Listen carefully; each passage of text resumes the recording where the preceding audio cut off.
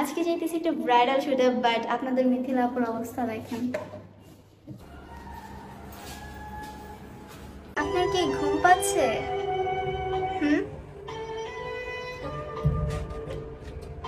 দেখলেন গাইস, আমি just okay জিজ্ঞাসা করলাম ওর ঘুম পাইছি কিনা, ও উল্টা আমাকে হুদাই বকা দিল। এটা তো কিছুই না। যাই হোক, আমরা সবাই বের হয়ে যাই কুমিল্লা যাওয়ার উদ্দেশ্যে। তো ফার্স্টে আমরা রিক্সায় উঠে যাই সিনজির স্টেশনে যাওয়ার জন্য। এন্ড গাইস, মেন কথা হচ্ছে আমরা রাতে কেউই ঘুমাই নাই ভালোভাবে। আমরা সবাই দুষ্টামি করছি আর অনেক মজা করছি। তাই সো যাই হোক, ওটা তো ম্যাটার করে না। ব্যাপার হচ্ছে গাড়িতে ওঠার পর যা অবস্থা হয়। আমরা বাসের টিকিট কেটে ফেলছি, বাট ও মানে এত পরিমাণ বোরিং ফিল করতেছে, ও খালি ঘুম পাইছে, আমার ঘুমাইতে দেয় না। ও অনেকক্ষণ ঘুমাইছে, ওদের মিথ্যা হয়।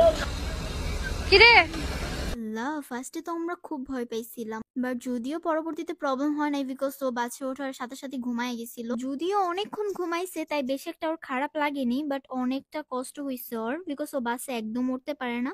আমি সব গাড়িতে মোটামুটি উঠতে পারি, বাট আমার বাসে উঠতে কেন যেন একদমই ভালো লাগে না। এন্ড মিথিলার খারাপ লাগতেছিল, তাই মিথিলা চুপচাপ ঘুমিয়ে গিয়েছিল আর কোনো কথাও বলেনি। আর এদিকে আমার শুরু হয়ে গিয়েছে হেয়ার স্টাইল, বিকজ গাইজ সকাল সকাল বাসা থেকে খুব তাড়াতাড়ি করে বের হয়ে গিয়েছিলাম, কোনো রকম ঘুম থেকে উঠেই দৌড়, তাই আর ওরকম ভালোভাবে চুল আঁচিয়ে নিতে পারিনি। দেন বাসে ওঠার পরে কোনো রকম চুলটা ঠিক করি। যাই হোক গাইজ, কোনো রকম চুলটা আর কি গুছিয়ে রাখি, বিকজ আমার চুলের অবস্থা খুব খারাপ ছিল। এন্ড ওইদিকে মিথিলা খুব আরাম করে ঘুমাচ্ছিল।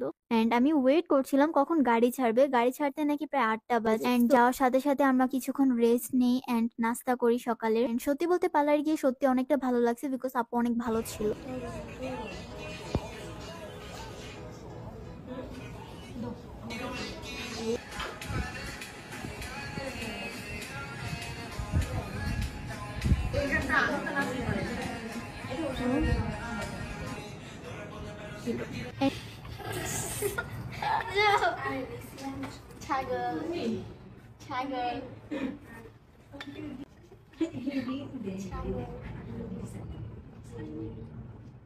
ঠিক হয়ে যাবে একটু মজা মজা না।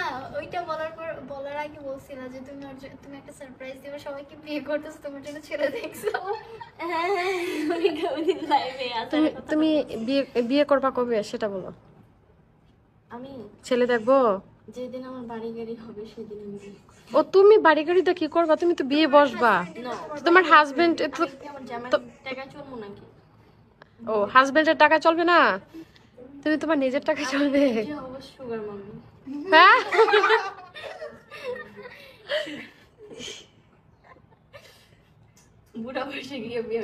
দেন আস্তে আস্তে করে আমার মেকআপ শেষ করে এন্ড মেকআপ শেষ করার পর আমার মাথায় তারা একটা একটা করে ফুল লাগাই দিচ্ছিল। বাট একটা প্রবলেম ছিল, সেটা হচ্ছে আমি চুল কেটে অনেক আগে ছোট করে ফেলছিলাম, যার কারণে তারা হেয়ার স্টাইল করতে পারছিল না। অনেক সুন্দর সুন্দর হেয়ার স্টাইল আমাকে মিস করতে হয়েছে জাস্ট চুল ছোট থাকার কারণে। দেন আমার মেকআপ এন্ড হেয়ার স্টাইল করা শেষ করার পর আমার দুপুরের লাঞ্চের সময় হয়ে যায়। দেন আমরা সবাই একসাথে খাবার খেতে বসি, বাট আমার চামচ দিয়ে খেতে কষ্ট হচ্ছিল, তাই মিথিলা আমাকে খাওয়াই দিতে চায়। বাট আমি ওর হাতে খাইনি, বিকজ আমি ভয় পাচ্ছিলাম যদি আমার লিপস্টিক উঠে যায়, তাই ও ভাব নিয়ে আমাকে বলে যে আমিও তোমাকে খাওয়াই দিব না। যাই, এটা হচ্ছে আজকে আমার ফাইনাল লুক ব্রাইডাল শুটের। বাট ড্রেস দুইটা ছিল, প্রথমে আমাকে লেহেঙ্গা পরায়, দেন আমাকে একটা সুন্দর ড্রেস পরায়। I don't know, but I think আমাকে লেহেঙ্গাটা একটু হলেও ভালো লাগছিল।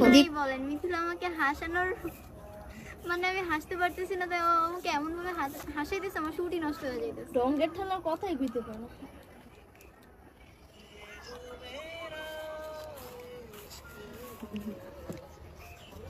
কেন আপনি আমার দিকে ক্যামেরা ধরেছেন?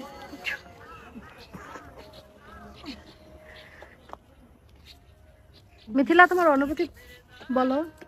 মিথিলা মিথিলা তুমি রিপার মতো কবে সাজবে?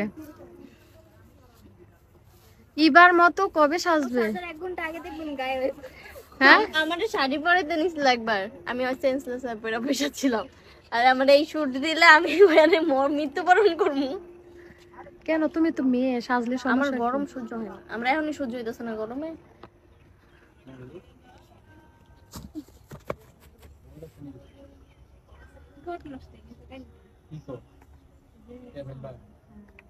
দাম কম তো 200 টাকা। কি করবো এডি করবো এমনি যাই হোক গাইস, ওই দিনের শুটটা কোনো রকম শেষ করলাম। ওখানে আমার ফটোশুট শেষ হয়নি, কিছু ভিডিও এন্ড পিক বাকি ছিল পার্লারের ভিতর। এটা তো জাস্ট লেহেঙ্গার পরে আমাকে আরো একটা ড্রেস পরানো হবে, ওইটা শুটও বাকি আছে। দেন আমাকে লেহেঙ্গার পরে যে ড্রেসটা পরানো হয়েছিল ওটা শুটে আমি নিতে পারিনি, বাট আই থিঙ্ক গাইস আপনারা অলরেডি আমার ওই ড্রেসের শুটটা দেখে ফেলছেন। তো যাই হোক, আজকের ব্লগটা এই পর্যন্তই। আমার লুকটা কেমন ছিল অবশ্যই কমেন্ট বক্সে জানাবেন, আর আমাকে কেমন লাগছিল সেটা জানাতে ভুলবেন না। ভালো থাকবেন, সুস্থ থাকবেন, আল্লাহ হাফেজ।